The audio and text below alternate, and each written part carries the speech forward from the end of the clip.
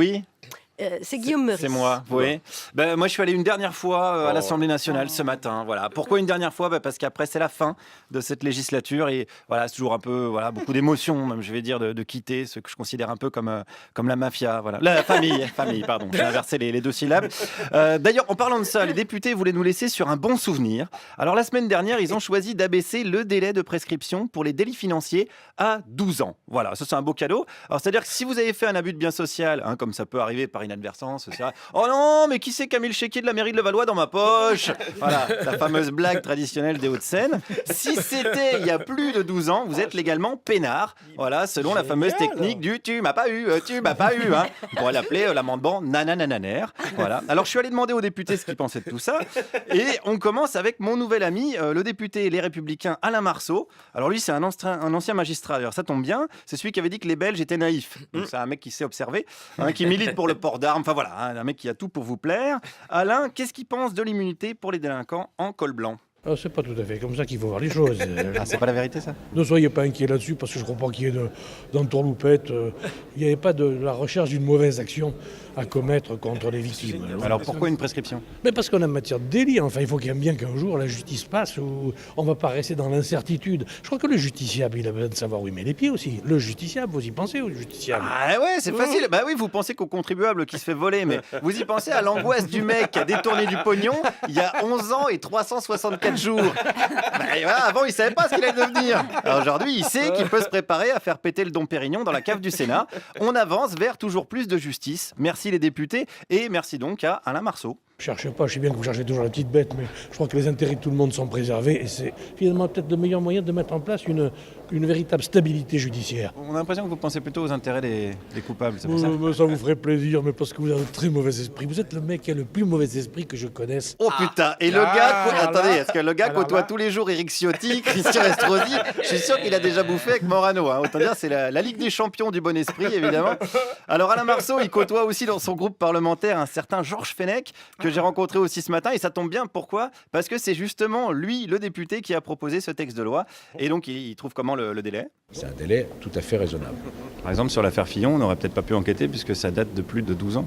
Sur n'importe quelle affaire qui se passe aujourd'hui en 2017, vous faites 2017 moins 12, c'est-à-dire qu'on pourrait remonter jusqu'en 2005. Ça veut dire que sur l'affaire Fillon, la justice n'aurait pas pu remonter aujourd'hui. Si une affaire de ce type se produit, encore une fois, on remonte en arrière jusqu'à 12 ans, ce qui me paraît un délai tout à fait raisonnable. Oui, mais justement, ce que je vous dis sur l'affaire Fillon, là, ça remonte à plus de temps que ça. Je vous fais la même réponse. Voilà. Ah, et moi, je vous redis donc à nouveau que si cette loi avait déjà cours, bah aujourd'hui, François Fillon, les révélations du canard, il s'en battrait les couilles avec des fausses factures. Voilà, c'est une métaphore, évidemment. Ne faites pas ça chez vous, c'est un truc de professionnel.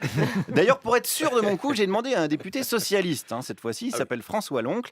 Est-ce que j'ai bien tout pigé? Alors, je ne sais pas si vous avez tout compris, parce que moi-même, je n'ai pas tout compris. Je vais vous expliquer pourquoi. Ma spécialité, c'est la politique internationale, la politique étrangère. Donc, je n'ai pas suivi ça à la lettre. Mais je serais choqué si ce que vous dites est vrai. Ah bah c'est le cas. Eh bien, c'est dommage, et je le regrette. Et si il y avait une nouvelle lecture, je voterais contre, évidemment. Mince, mais alors là, vous n'avez pas voté du tout. Écoutez, si j'ai voté... peut-être pas, d'ailleurs. Bon, mais vous savez très alors bien... là, vous savez plus. Contrairement... Non, le problème n'est pas... Je vais évidemment regarder où on en est. S'il y a... Bah là, c'est trop tard, ça a été voté. Eh bien, je le regrette. Et nous donc, dit François, bah alors, c'est comme si j'arrivais à l'émission à 18h en vous disant ah bon, j'ai pas fait ma chronique? Oh bah merde alors, bah je vais voir, je vais me renseigner. Si vous avez raison, je serai pas content. Attention, hein, je gueulerai. Hein. Alors bon, on critique. Bah, alors attention, évidemment, c'est pas facile d'être député non plus. Moi, j'ai voulu me mettre à la place d'un député en proposant une loi de finances toute simple, que le salaire d'un député soit indexé sur le revenu médian des Français. C'est simple comme proposition. Alors médian, c'est-à-dire qu'il y a autant de gens qui gagnent plus que de gens qui gagnent moins. En France, c'est environ 1 700 €. Alors pourquoi j'ai pas pris le salaire moyen? Parce que la moyenne, ça veut pas dire grand-chose. Hein. Par exemple, si on prend la moyenne des salaires d'André Manoukian et de notre stagiaire, on doit être pas loin de 18 000 €. Voilà. Hein. Alors ça va baisser parce que le grand journal va s'arrêter, mais on doit être à peu près à ça. Donc revenu médian des Français corrélé à l'indemnité des députés. J'ai fait cette proposition à François Loncle. Oui, franchement, oui. Ça n'a pas l'air de vous emballer plus que ça. Non, franchement, c'est le domaine bon, pourquoi pas, du rêve, de l'utopie, mais ça ne fait pas avancer du tout le schmilblick. Mais symboliquement, ça serait... Non, il ne faut pas faire de démagogie, surtout pas. Les politiques ne font jamais de démagogie, par exemple? Alors on fait de l'électoralisme c'est pas la même chose. C'est pas la même chose. Eh oui, mais je connais pas bien les nuances, ouais, c'est pour ça. Alors ceci dit, ma proposition, elle peut plaire aux électeurs. Hein. Si quelqu'un veut bien lancer une pétition, ça peut assez vite se vérifier. Et pour conclure, tiens, retournons voir Alain Marceau. Qu'est-ce qu'il en pense de ma proposition de loi? Oui, on peut payer les députés 1700 euros. Je propose même mieux que ça.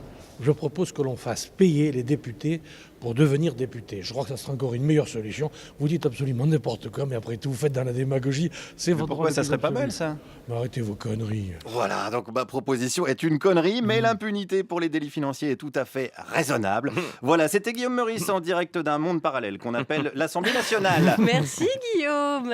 Je note que c'est donc vous qui êtes démagogue et pas eux. Hein. Non, On est eux, c'est d'accord, bon. hein. Ça, Ouais, eux, ouais, c'est bon, ouais, on est d'accord. Eux, ils sont Parfait. pas du